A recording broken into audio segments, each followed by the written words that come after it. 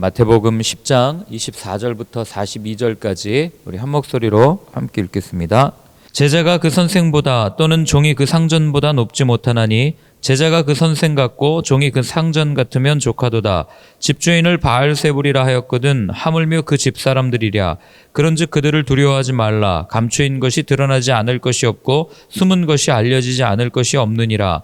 내가 너희에게 어두운 데서 이르는 것을 광명한 데서 말하며 너희가 귓속말로 듣는 것을 집 위에서 전파하라. 몸은 죽여도 영혼은 능히 죽이지 못하는 자들을 두려워하지 말고 오직 몸과 영혼을 능히 지옥에 멸하실 수 있는 이를 두려워하라. 참새 2마리가 한 아사리온에 팔리지 않느냐. 그러나 너희 아버지께서 허락하지 아니하시면 그 하나도 땅에 떨어지지 아니하리라. 너희에게는 머리털까지 다 세신 바 되었나니 두려워하지 말라. 너희는 많은 참새보다 귀하니라. 누구든지 사람 앞에서 나를 시인하면 나도 하늘에 계신 내 아버지 앞에서 그를 시인할 것이요. 누구든지 사람 앞에서 나를 부인하면 나도 하늘에 계신 내 아버지 앞에서 그를 부인하리라. 내가 세상에 화평을 주러 온 줄로 생각하지 말라. 화평이 아니요 검을 주러 왔노라. 내가 온 것은 사람이 그 아버지와 딸이 어머니와 며느리가 시어머니와 불화하게 하려 함이니 사람의 원수가 자기 집안 식구리라. 아버지나 어머니를 나보다 더 사랑하는 자는 내게 합당하지 아니하고 아들이나 딸을 나보다 더 사랑하는 자도 내게 합당하지 아니하며 또 자기 십자가를 지고 나를 따르지 않는 자도 내게 합당하지 아니하니라. 자기 목숨을 얻는 자는 잃을 것이요 나를 위하여 자기 목숨을 잃는 자는 얻으리라. 너희를 영접하는 자는 나를 영접하는 것이요 나를 영접하는 자는 나를 보내신 이를 영접하는 것이니라. 선지자의 이름으로 선지자를 영접하는 자는 선지자의 상을 받을 것이요 의인의 이름으로 의인을 영접하는 자는 의인의 상을 받을 것이요 또 누구든지 제자의 이름으로 이 작은 자 중 하나에게 냉수 한 그릇이라도 주는 자는 내가 진실로 너희에게 이르노니 그 사람이 결단코 상을 잃지 아니하리라 하시니라. 아멘. 삼국지에 나오는 그 많은 전략들 중에서 가장 손쉽게 적을 제압할 수 있는 전략이 있어요. 혹시 읽어보신 적 있습니까? 삼국지? 쭉 읽다 보면 어떻게 이렇게 전쟁하지도 않고 이길 수가 있지? 이런 전략 중에 가장 두드러지게 나타나는 거 하나가 뭐냐면 상대 군 진영에 스파이를 보내요. 그래서 거짓 소문을 내는 겁니다. 막 내서 우리 큰일 났어. 저쪽에 어마어마한 무기가 있대. 저쪽에 누가 왔대. 어떤 유명한 장수가 왔대. 이렇게 하면서 마치 그 안에 가서 사기를 저하시키고 하는 이런 심리전이 삼국지에서 두드러지게 나타나는 전략 전술 중에 하나입니다. 그러니까 힘을 들이지 않고 그냥 전쟁에서 이길 수 있는 방법을 삼국지가 이야기를 해주는 거죠. 여러분, 전쟁에 나가는 군인에게는 이 심리 상태가 굉장히 중요한 뉴스예요.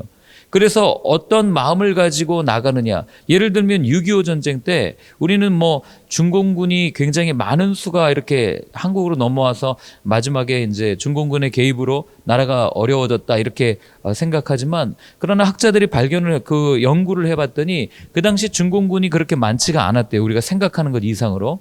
그럼 어떻게 그렇게 순식간에 많은 수가 내려오는 것처럼 해가지고 내려왔는가? 그러니까 중공군들이 뭘 가지고 이렇게 막 들어왔냐면 꽹과리 있죠, 꽹과리. 꽹과리를 막 서로가 막 치면서 온 거예요. 그러니까 이 소리를 처음 듣는 이 미군이라든지 이런 사람들이 당황하기 시작한 거예요. 이게 뭐야? 보이지도 않는데 어디서 막 소리는 나고. 이런 심리 상태를 중공군이 잘 이용한 거죠. 그래가지고 한 번에 쭉 밀고 내려오는 그런 일들을 보게 됩니다. 그리고 오늘날에도 현대전 그 심리를 잘 이용하는 그 전쟁 그것 중에 하나가 뭐냐면 삐라죠, 삐라. 보내가지고 빵 터트려가지고 이렇게 사기를 저하시킨, 내려오면 훨씬 더 잘 살 수 있다. 이런 얘기들 해가지고. 그런데 예수님이 이제 제자 파송을 하십니다. 10장이 사실 제자 파송 설교장이거든요. 그럼 제자 파송을 하시면서 제자를 세상 가운데로 보내는 게 양을 이리 가운데로 보낸 것 같도다 이렇게 말씀하셨잖아요. 이걸 다른 말로 표현하면 내가 너희를 전쟁터 한가운데 내보내는 것 같아. 이런 말이랑 똑같은 거거든요. 그러니까 제자를 파송하면서 사단과 전쟁을 위해서 내보내는데 지금 예수님이 하시는 말씀들을 가만히 살펴보면 조금 이해가 되지 않는 거예요. 너네들 할 수 있어. 너네들 사단 밥이야. 아무것도 너네들한테 할 수 없을 거야.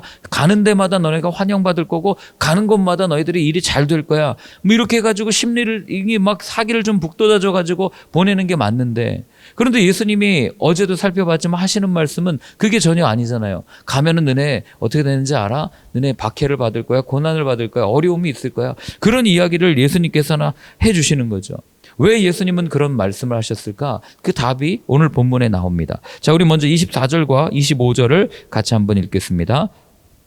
제자가 그 선생보다 또는 종이 그 상전보다 높지 못하나니 제자가 그 선생 같고 종이 그 상전 같으면 조카도다. 집주인을 바알세불이라 하였거든 하물며 그 집사람들이랴. 자, 이게 무슨 말이냐면요, 예수님께서 말씀하시는 거예요. 제자가 선생보다 높아질 수 없고 종이 상전보다 높아질 수 없다라는 얘기는 그 뭐 신분이 그렇게 있으니까 올라갈 수 없다 이런 얘기가 아니라, 지금 욕을 먹어도 선생이 더 먹는 거고 욕을 먹어도 주인이 더 먹는 거다, 그 얘기를 하는 거예요.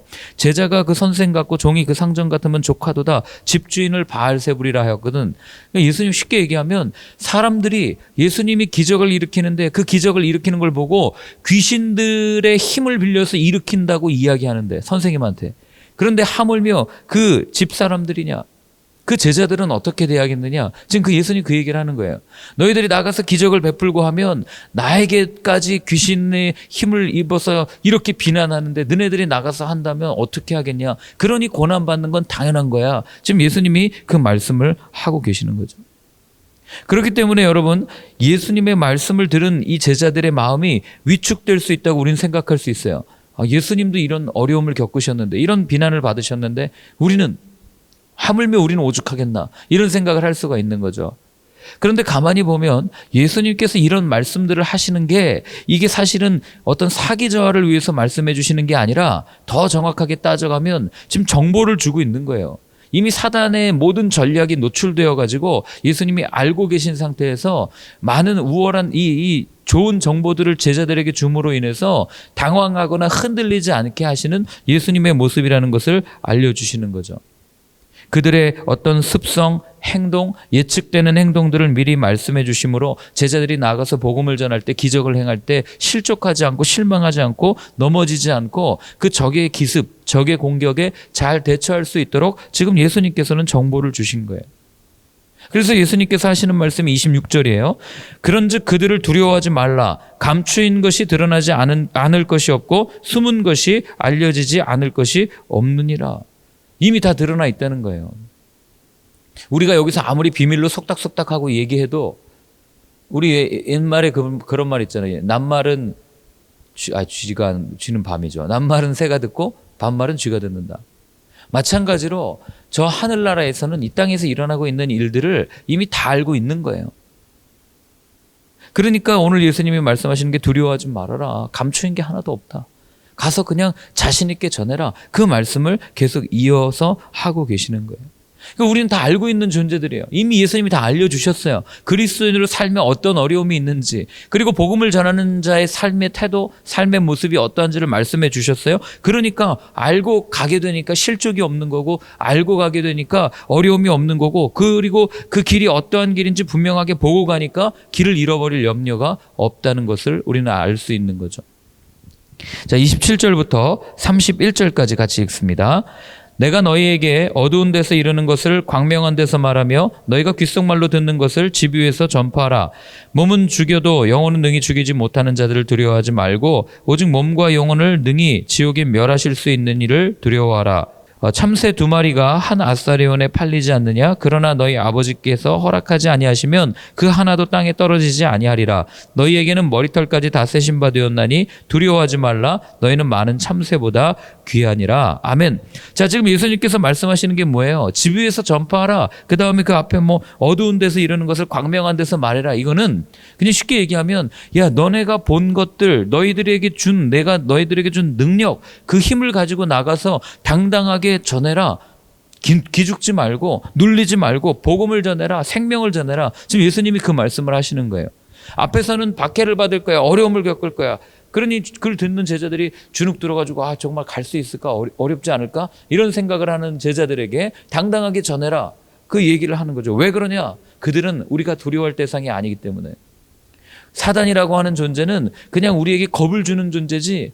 여러분, 애기들이 와가지고 어른 막 화나고 뿔딱지나면 어른들한테 겁준다고 어떻게 하는지 아시죠? 발로 툭 차고 그 다음에 막 와가지고 막 씩씩거리고 막 겁줄 때가 있잖아요. 그러면 여러분 그게 겁납니까? 겁나세요? 애기들이 그러면? 우습잖아요. 이 조그만 게 이러면서. 물론 내 자녀가 그런 마음은 좀 그렇겠지만, 그러나 다른 사람이 볼 때 조그만 놈들이 와가지고 겁주면 우스운 거예요. 지금 예수님이 말씀하시는 사단의 존재가 그런 존재인 거예요. 우리한테 어떤 것도 할 수 없어요. 욥도 한번 보세요. 처음에 하나님이 막 너무 기쁘니까 욥을 얘기하니까 사단이 뭐라 그래요? 아이고, 하나님 까닭없이 욥이 뭐 하나님 찬양하겠습니까? 주는 게 있으니까 그러는 거 아니에요. 그러니까 하나님이 네 마음대로 해 하는데 제일 먼저는 그의 몸은 건들지 마 그러잖아요. 재산만 싹 빼가죠. 그리고 나서 자녀들까지 싹 뺏어갑니다. 왜? 그 성경 읽으면서 어떻게 자녀가 무슨 죄가 있다고 이러지 말고, 그 당시에는 그 사람에게 가지고 있는 모든 소유가 자녀까지도 소유라고 생각되었기 때문에 다 그렇게 표현을 한 거죠. 다 앗아갔어요. 그리고 나서 또 하나님이 자랑하는 거죠. 입술로 범죄하지 않으니까. 봤냐? 욥은 이런 존재야. 이렇게 얘기하니까 또 사단이 아이고, 하나님 뭘 모르시네. 사정을 모르시네. 그 몸이 아프면은 그렇게 하겠습니까? 몸에 병들면은 그렇게 하겠어요? 이렇게 얘기하니까 하나님이 뭐라고 그러십니까? 몸을 건드려라 얘기합니다. 첫 번째 명령에서 한번 수정한 거죠. 그러나 그의 영혼은 건들지 마. 이렇게 얘기하시거든요. 예수님이 오늘 똑같은 얘기 하시는 거예요. 너희들의 그 육신의 몸은 어렵게 만들 수 있고 죽일 수 있어. 그러나 영혼이 죽지 않는 영혼을 건들 수 없는 그런 애들 두려워하지 마. 그 얘기하는 겁니다. 왜요? 오직 영혼을 능히 지옥에 멸하실 수 있는 우리 아버지가 계심을 예수님께서는 알고 계셨고 우리한테 이야기를 해주시는 거죠. 그래서 예수님께서 두 가지를 말씀하시는 거예요. 첫 번째는 하나님께서 허락하지 않으시면 아무것도 일어날 수 없다는 거예요. 하나님께서 허락하지 않으시면. 그러니까 우리가 미래일, 아무리 모르는 일, 이런 일을 우리가 궁금해하고 해도 사실은 그게 모든 게 다 하나님의 손바닥 아니라는 거죠. 하나님께서 야, 이거 하지 마 그러면 안 되는 거고, 이거 해 그러면 일어난다. 그런 하나님의 주권, 하나님의 능력을 말씀해 주시는 거예요. 그러니까 오늘 우리를 불쌍히 여긴대요. 우리를 두렵게 하고 우리를 힘들게 하는 사단도 그 끝이 분명히 정해져 있는 거예요. 하나님 안에서. 어디로 정해져 있습니까? 걔네들 끝에는 지옥 갈 거 아니에요. 사단 가라고 만들어 놓은 데가 지옥 아닙니까? 영원한 형벌, 영원한 아픔, 영원한 고통, 죽을 수도 없는, 끊어지지 않는 그런 고통을 느끼는 그곳에 하나님이 누굴 가도록 만들어 놓은 거예요. 그게 다 정리가 되어 있는 거죠. 그리고 두 번째로 말씀하시는 건요, 하나님의 자녀는 귀한 존재다. 이걸 말씀해 주시는 거예요. 우리는 왕의 자녀예요. 여러분, 사람들이 왕의 자녀를 함부로 대합니까? 우리나라는 왕이 없으니까 그런 거 잘 모르지만 내가 정말 귀하게 여기는 분의 자녀를 우리는 그런 자녀도 함부로 여기지 않아요. 그렇지 않겠어요? 그런데 하물며 왕의 자녀라뇨. 옛날에 사극이나 아니면은 유럽의 미국의 그 중세 왕정극을 보면 항상 이 간신들 중에 어떤 사람들이 있냐면 왕의 자녀에게 몰래 이렇게 막 약을 타가지고 죽인다든지, 아니면 왕위가 이어지지 않게 하려고 여러 가지 술수들을 이렇게 부리는 그런 모습들을 우리 영화 속에서 많이 보지 않습니까? 그리고 역사 속에 실제로 일어났던 일들 아니에요? 왜 그래요? 왕위가 계승되지 않게 해서 자기에게 주어진 권력을 유지하고 자기 세를 불려가려고 그러는 거잖아요. 여러분, 사단이 이거랑 똑같아요. 하나님의 자녀가 하나님의 자녀로서의 정체성을 잃고 하나님께 나아가지 못하도록, 하나님으로부터 쏟아지는 그 능력을 받지 못하도록 사단은 계속해서 방해하고 껄쩍껄쩍 되는 거예요. 그리고 나서 사단은 어떻게 합니까? 우리가 하나님께 나아가면 자기가 빼앗길 것을 알고, 그리고 성경은 분명히 얘기하거든요. 피조물들도 하나님의 아들들이 나타난다. 하나님의 아들들이 출현하기를 기다린다. 그렇게 표현하지 않습니까? 그리고 예수님도 말씀하셨어요. 고로 하나님의 자녀된 우리는 하나님의 능력, 예수님께서 행하셨던 모든 능력을 가지고 귀신을 제어하고 사단에게 명령할 수 있는 존재가 되는 거죠. 그러니 사단이 얼마나 싫어하겠어요. 저것도 하나님한테 가면은 나를 하수인 부릴 텐데, 나에게 명령할 텐데 못 가게 해야지 하면서 발악하는 게, 여러분, 그래서 전도가 어려운 거예요. 그런데 왜 예수님은 이런 말씀을 우리에게 하실까요? 결국 답은 하나죠. 이 당시에도 하나님의 자녀로 알고 있지만 하나님의 자녀로 사는 사람이 많지 않았기 때문에. 그래서 예수님은 제자들을 보내면서 이 말씀을 하고 있는 거죠. 사단의 꾀임에 빠져서 종교인으로 전락해버린 그 모습. 그러니까 사단이 머리가 정말 좋은 게요, 믿음을 잘 이용합니다. 믿어야 돼 하면서 믿게 만들고, 그 다음에 그 믿음을 가지고 대상만 살짝 바꿔놔요. 하나님이 아니고 나를 믿게 만들어놔요. 그리고 나서 그게 믿음이라고 거짓말 시켜요. 너 구원받아야지. 너 천국 가야지. 그러니까 너 천국 가야 되니까 너 잘 믿어야 돼. 너를 잘 믿어. 너의 믿음이 중요한 거야. 우리 믿음 분명히 중요하죠. 그러나 며칠 전에 말씀드렸잖아요. 믿음보다 더 중요한 게 있는데 그분이 더 훨씬 중요한 거 아닙니까? 근데 우리는 그분을 잊어버린 채, 그분의 뜻을 배제한 채, 내 믿음이 너무 소중해서 그분이 원하시는 걸 다 잃어버렸다고요. 그게 종교예요. 생명이 되어야 될 그분이 종교라고 하는 테두리에 갇혀서 하나님을 교회에 가둬버리고. 오늘날에도 달라질 게 하나도 없어요. 예수님께서는 그 모든 쇠사슬, 그 묶여있는 것에서 풀어주고자 오셨는데, 주님을 따른다는 사람들은 주님을 보게 하는 게 아니라 자기를 보게 하고 죽음의 두려움, 영혼을 가지고 장사하려고 하니 얼마나 답답하시겠냐고. 무엇이 여러분들을 그렇게 두렵게 하십니까? 우리는 이 질문 앞에도 한번 물어봐야 돼요. 왜냐하면 이 사람들이 그 두려움에 묶여가지고 이런 일들을 행해왔기 때문에. 그 두려움이요, 때로는 우리가 그 예수님을 부인하게 만들 때가 있어요. 난 떳떳해요. 이렇게 얘기하지만 여러분, 제가 코로나 이후에 가장 많이 듣는 간증이 뭔지 아세요? 어디 가서 기독교인이라고 말하는 게 부끄러워요. 말 못하겠어요, 이거예요. 괜히 예수님 믿는다고 얘기했다가 이렇게 내가 진급에 누락될까봐, 또는 사람들이 날 이상하게 볼까봐 이야기 못하겠습니다, 이렇게 얘기해요. 여러분, 이건 자랑이 아니에요. 그리스도인은요, 어딜 가나 정말 그리스도인이라면 그리스도의 향기가 품어지게 돼 있습니다. 어떻게 그리스도를 내 안에 모시고 사는데 그리스도의 향기가 안 날 수가 있겠어요? 그러니 내가 향기가 나지 않으면 죽은 거죠. 아니, 내 안에 그리스도가 없는 거죠. 이게 그리스도인이라고 항상 말하고 다녀라, 이마에다 그리스도인으로 써붙이고 다녀라, 이게 아니죠. 그냥 삶으로 드러난다는 거예요.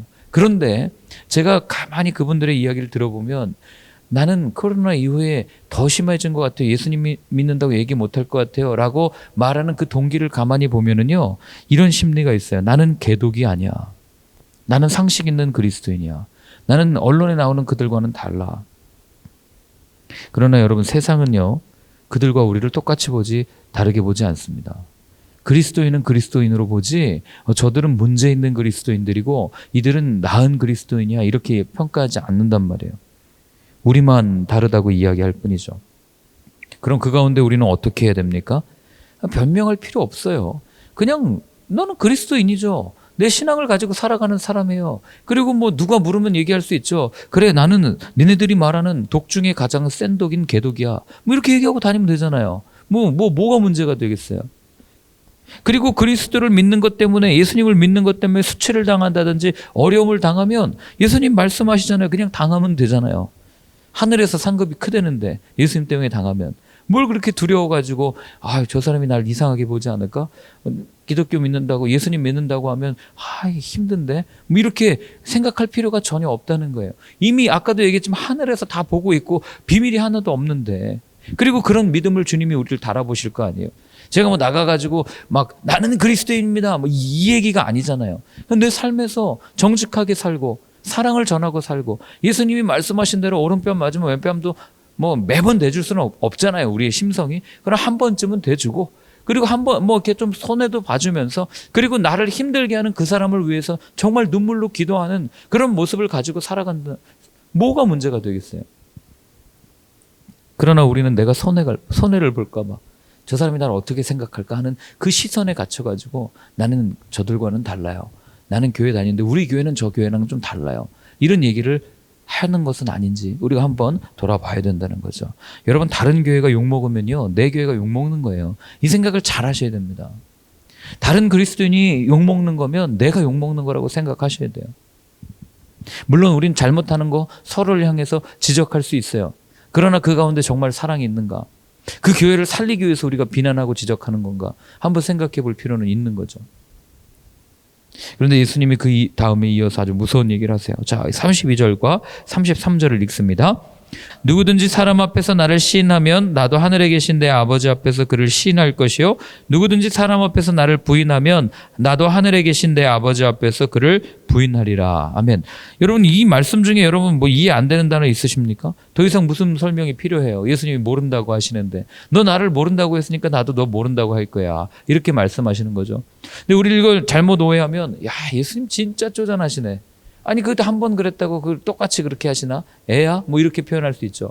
그러나 이 말씀은 그런 말씀이 아니에요. 오른뺨 맞으면 가서 오른뺨 때려준다 이런 보복 개념이 아니라고요. 이건 뭐냐면은요, 예수님께서 제자로 사는 모습을 분명하게 말씀해 주신 거예요. 예수님께서 어떻게 보면 지금 구인 광고하는 거예요. 제자들을 모아놓고 너희 중에 진짜 누가 내 제자냐, 그걸 지금 말씀해 주시는 거예요. 나는 이런 사람들을 원한다. 어떤 사람을 원합니까? 끝까지 나를 신하는 사람, 끝까지 나와 함께 걸어갈 수 있는 사람, 이게 진짜 내 제자야, 이렇게 말씀하시는 거죠. 내가 앞으로 십자가를 지고 걸어갈 텐데 그 고난의 길, 어려운 길 가운데 나와 함께 할 수 있는 그 사람이 진짜 내 제자야 라고 예수님께서 말씀하시는 거예요. 근데 우린 결론을 알고 있죠. 그 중에 누가 십자가 가는데 끝까지 가요? 딱 한 명밖에 안 가잖아요. 사실 요한밖에 안 가잖아요. 그런데 겟세마네 동산에서 또 다 도망치잖아요. 그러니 오늘 이 말씀을 하시는 예수님의 마음이 얼마나 착잡했을까 저는 생각이 되는 거죠. 그리고는 이렇게 말씀하세요. 34절부터 37절입니다. 내가 세상에 화평을 주러 온 줄로 생각하지 말라. 화평이 아니요 검을 주러 왔노라. 내가 온 것은 사람이 그 아버지와 딸이 어머니와 며느리가 시어머니와 부러워하게 하려 함이니 사람의 원수가 자기 집안 식구리라. 아버지나 어머니를 나보다 더 사랑하는 자는 내게 합당하지 아니하고 아들이나 딸을 나보다 더 사랑하는 자도 내게 합당하지 아니하며. 아멘. 이게 처음 교회 오신 분들이 읽다가 시험 드는 구절이 이 구절이죠. 아니 뭐 이런 말씀이 다 있어. 뭐 아빠랑 싸우라는 거야, 엄마랑 싸우라는 거야, 뭐 며느리랑 시어머니가 불화한다니 고부간의 갈등을 뭐 이렇게 부추기는 거야, 뭐야, 뭐 이런 얘기를 할 수 있는 거 아니겠어요? 여러분, 근데 이 말씀은요, 이게 사실은 우리가 예수님을 따르기로 결정하면 한 번씩 겪어야 되는 일이라는 것을 우리는 알아요. 난 모태신앙이라 아버지랑 이런 갈등이 없는데요, 엄마랑 이런 갈등이 한 번도 없었는데요. 이걸 성경을 문자적으로만 보면 그렇게 우리가 이야기할 수 있지만 여러분 조금만 더 생각해 보세요. 아니에요. 우리도 다 이런 갈등을 합니다. 예수님을 따르는 데서 오는 여러 가지 갈등들이 있어요. 관계에서 오는 갈등이 있고 또 대립이 있고 심적 고통이 있다고요. 지금 예수님이 그걸 말씀하신 거예요. 누구든지 나를 따라오려거든 자기 십자가를 지고 나를 따라오라는데 여러분 그 자기 십자가가 뭐 눈에 보이는 십자가예요? 그게 아니잖아요. 내가 예수님을 따름으로써 겪어야 되는, 세상 속에서 겪어야 되는 여러 가지 갈등들이 있잖아요. 그 갈등들을 예수님은 가족이라는 이 비유를 통해서 알아듣기 쉽게 우리한테 말씀해 주신 거죠. 예수 안 믿었으면 아무런 문제가 되지 않았을 여러 가지 문제들, 예수를 몰랐으면 그냥 쉽게 넘어갈 그런 일들이 예수님을 믿는다는 이유만으로 이 마음에서 탁탁 걸릴 때가 얼마나 많아요. 여러분, 예를 들면 회사에서도 그런 거예요. 그 아주 질 나쁜 고객을 만났어요. 그러면 회사 그냥 세상 법으로 하면은 소송하면 끝나요. 고소하면 끝난다고요. 그리고 그냥 그냥 너 이거 뭐 환불 처리해주고 다 정리해버리면 끝나요. 그런데 왜 우리 마음에는 잔상이 남아요? 왜 마음에는 그 불편함이 남아 있습니까? 여러분, 제가 이거를 뭐 사람들은 다 그렇지 않아요라고 생각할지 모르겠지만 안 그래요. 이 사리사욕, 이 분명한 탐욕, 분명한 욕심을 갖고 사는 사람들에게는 그런 게 양심의 꺼리낌이 되지 않아요. 내가 적당한 돈을 내고 내가 정당한 방법을 통해서 내가 분명히 했는데 근데 무슨 상관이에요? 근데 우리는 영혼이 얼마나 소중한 게 알기 때문에 그런 일을 경험하고서도 마음에 스크래치가 남고 잔상이 남는 거죠. 그리고 그 영혼이 이렇게 불쌍하게 느껴지는 이유가 거기 있는 거예요. 그 불편함이 거기서 다 오는 거 아니겠어요?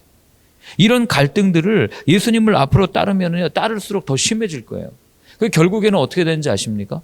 나중에는 내가 손해보는 삶으로 그냥 그렇게 살게 되는 거죠. 바울도요, 이 두 가지 마음이 항상 자기에게 있었다는 것을 고백합니다. 그가 예수님을 몰랐더라면, 그가 바울이 예수님을 정말 만나지 않았더라면 여러분 이런 갈등 할 할 필요가 없어요. 왠지 아십니까?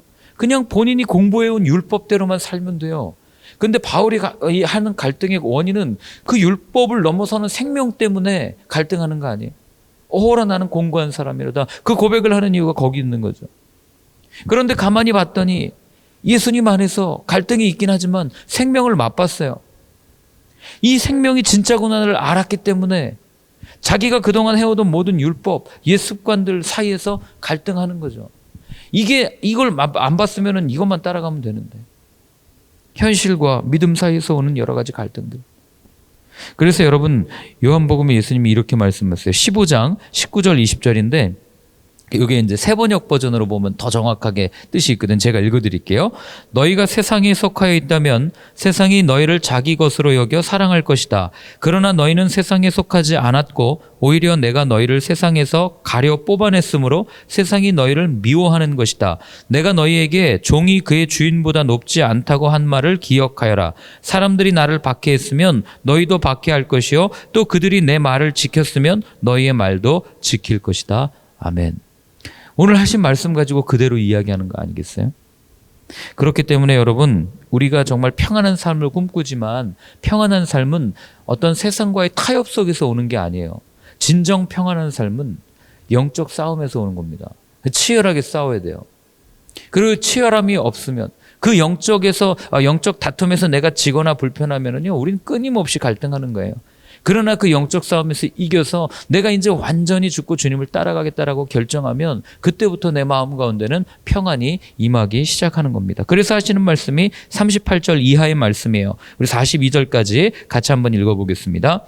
또 자기 십자가를 지고 나를 따르지 않는 자도 내게 합당하지 아니하니라. 자기 목숨을 얻는 자는 잃을 것이요 나를 위하여 자기 목숨을 잃는 자는 얻으리라. 너희를 영접하는 자는 나를 영접하는 것이요 나를 영접하는 자는 나를 보내신 이를 영접하는 것이니라. 선지자의 이름으로 선지자를 영접하는 자는 선지자의 상을 받을 것이요 의인의 이름으로 의인을 영접하는 자는 의인의 상을 받을 것이요 또 누구든지 제자의 이름으로 이 작은 자 중 하나에게 냉수 한 그릇이라도 주는 자는 내가 진실로 너희에게 이르노니 그 사람이 결단코 상을 잃지 아니하리라 하시니라. 아멘. 자, 무슨 얘기예요? 마지막으로 정말로 승리할 수 있는 비결은 무엇입니까?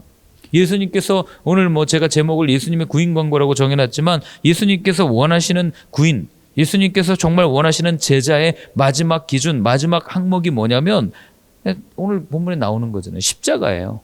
주님과 함께 죽는 삶이에요. 왜 죽어야 됩니까, 주님? 살 날이 창창한데 왜 자꾸 죽으라고 그럽니까? 여러분 우리가 이 죽음이라는 이 관문을 통과하지 못하면 예수님의 제자가 될 수 없기 때문에 그래요. 세상에서도요 그런 말 많이 듣잖아요. 나를 성장시키기 위해서는 턱 밑까지 차는 그 어려움, 그 고난을 그 한계를 이겨낸 사람은 그 다음 단계로 넘어간다. 이런 얘기 하지 않습니까? 제자의 길은요 그 이상이에요. 세상과 비교할 수가 없죠. 헐떡거리는 고통을 넘어서서 완전히 죽어야 되는 거예요. 죽지 않으면 여러분 부활을 경험할 수 없기 때문에 그래요. 부활을 경험한다는 얘기는 유리바다 건너편에서 세상을 해석한다는 얘기죠. 이미 죽었으니까, 이미 경험했으니까. 그 말은 유리바다 건너편에서 일어나는 일들로 오늘 세상에 해석되지 않고 경험되지 않는다면 여러분 어쩌면 나는 그리스도인인 척하지만 아무런 능력이 나타나지 않는 그런 그리스도인이라면 우리는 여전히 죽지 않았다는 것을 예수님께서는 말씀해주고 있는 겁니다. 내 삶에 여전히 능력이 나타나지 않습니까? 그럼 진지하게 한번 물어보십시오. 나는 정말 죽었나? 나는 정말 십자가에 못 박혔나? 바울의 고백을 읽고 마치도록 하겠습니다. 갈라디아서 2장 20절이에요. 내가 그리스도와 함께 십자가에 못 박혔나니 그런즉 이제는 내가 사는 것이 아니요 오직 내 안에 그리스도께서 사시는 것이라. 이제 내가 육체 가운데 사는 것은 나를 사랑하사 나를 위하여 자기 자신을 버리신 하나님의 아들을 믿는 믿음 안에서 사는 것이라. 아멘. 바울이 이런 고백을 합니다. 이 고백을 하고도 여전히 죽지 못한 자아 때문에 고민하고 괴로워하는 바울의 모습을 우리는 알잖아요. 오늘 이 고백이 저와 여러분들의 고백이 되었으면 좋겠습니다. 주님, 내가 주님 안에서 온전히 죽기를 원합니다. 세상은 어떻게든 살라고 이야기하는데 주님은 왜 자꾸 죽으시라고 이야기합니까? 이게 부담스러울 때도 있지만 그러나 죽음 너머에 있는 그 좋은 것, 죽음 너머에 있는 그 귀한 것을 우리에게 맛보게 해주시려고 이 죽음은 실상이 아니라 허상뿐이라는 것을 우리에게 알려주시기 위함임을 저희들 압니다. 주님 이 마음을 가지고 끝까지 주님을 따라가는 저희의 삶이 되게 하여 주옵소서. 함께 같이 기도하겠습니다. 하나님 아버지, 오늘도 다시 한번 십자가 앞에 섭니다. 이제는 십자가 앞에 서는 인생이 아니라 십자가에 못 박히는 인생이 되게 하여 주옵소서.